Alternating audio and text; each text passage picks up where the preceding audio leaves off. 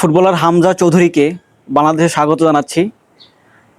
এটা আসলে দেশের প্রতি একটা মানুষের কতটুকু মায়া এবং মমতা বোধ থাকতে পারে এটার একটা প্রমাণ উনি দিলেন। এবং আমার কাছে মনে হয় যে সিলেটের মানুষ বলেই হয়তো এটা সম্ভব হয়েছে। আমাদের সিলেটি ভাই হামজা চৌধুরীকে আমাদের দেশে তথা সিলেটে স্বাগত জানাচ্ছি।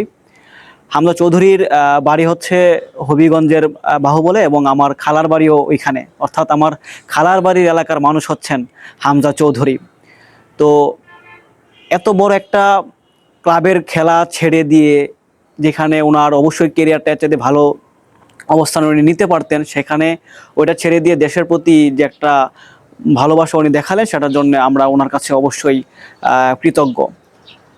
এখন যেটা হচ্ছে, উনি ওনার কাছ থেকে আমাদের সবার যে একটা চাওয়া থাকবে যে উনি খুব বেশি ভালো খেলবেন, এটা অবশ্যই, এবং উনি সেটা করে থাকেন নর্মালি। এখন যদি এমন হয়, ধরেন খেলাটা তো একটা কম্বিনেশন, 11টা প্লেয়ার মিলে হচ্ছে পুরাটা খেলা। এখন উনি যদি একা, তো উনি সব করতে পারবেন না। আমার কথা হচ্ছে আমাদের ওনার কাছ থেকে এক্সপেকটেশনটা যাতে ওই পর্যায়ে না থাকে যে একদম এখন বাংলাদেশ টিম হামজা চৌধুরী আসার কারণে প্রত্যেকটা টিমের সাথে শুধু জিতবে আর জিতবে, আমরা সবসময় জয়লাভ করব। আমাদের ধারণাটা যাতে এরকম না হয়। অবশ্যই উনি একটা ভালো এক প্লেয়ার, বড় মাপের প্লেয়ার। উনি এই দলে থাকার কারণে, এই দলে আসার কারণে আমরা একটা স্বপ্ন দেখি অবশ্যই ভালো কিছু করবে, কিন্তু এর মানে এটা না যে বাংলাদেশ এখন যার সাথে খেলবে তার সাথেই জিতবে। ব্যাপারটা কিন্তু এমন নয়, কারণ ওনার একার পক্ষে কিন্তু এটা নির্ভর করে না, পুরো একটা টিম ওয়ার্ক এটা। ওরা টিম যদি ভালো খেলে তাহলে উনি ভালো, তাহলে এটা সম্ভব হবে। অবশ্যই ওনার বড় একটা অবদান সেক্ষেত্রে থাকবে। এবং উনি জানেন যে আপনারা জানেন যে ওনার পজিশন হচ্ছে ডিফেন্সিভ মিডফিল্ড।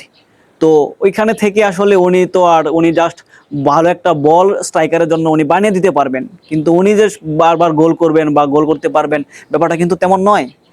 তো আমাদের সবারই কাছে আমার যে একটা অনুরোধ থাকবে যে আমরা খুব বেশি ওনার কাছ থেকে আশা করে করে যখন নাকি আমরা দেখবো যে না, এখন উনি আসার পরেও তো টিম হারছে, এর মানে সব দায়ভার হচ্ছে হামজা চৌধুরীর, উনি ভালো করতেছেন না, এরকমটা যাতে না হয়। আমরা এখন ওনাকে ওনার আসার কারণে ওনাকে আমরা একদম আকাশে তুলে ফেললাম।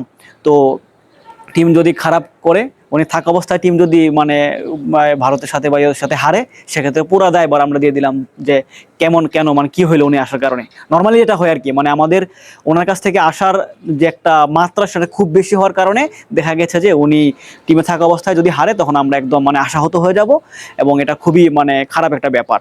অবশ্যই উনি এসেছেন, উনি ভালো করবেন, ওনার জায়গা থেকে ভালো করবেন, এবং এটাকে দিন দিন একটা আপগ্রেড করে থাকবেন এবং ভালো একটা পর্যায়ে নিয়ে যাবেন।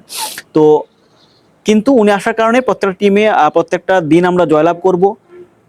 সব দেশের সাথেই মোটামুটি একটা ভালো দেশ হইলেই তার সাথে আমরা জিতবো। নর্মাল দেশগুলোর সাথে আমাদের তো আশা ওরকম থাকবেই যে জিতবো। ব্যাপারটা যাতে এমন না হয়, আমরা হারতেও পারি, কিন্তু আমাদেরকে সাপোর্ট করে যেতে হবে। এখন যেরকম একদম আসমানে তুলে ফেললাম, আমরা যাতে কয়েকদিন পরেই কয়েকটা ম্যাচ খারাপ করার কারণে অথবা বাংলাদেশ টিম হারার কারণে যাতে আমরা হামজা চৌধুরীর উপরে আমাদের বিদ্রুপ তৈরি না হয়, এবং আমরা যাতে আবার মাটিতে না না নামিয়ে ফেলি। এই জিনিসটা আমাদের সবার কাছে আমার একটা রিকোয়েস্ট থাকবে আর কি।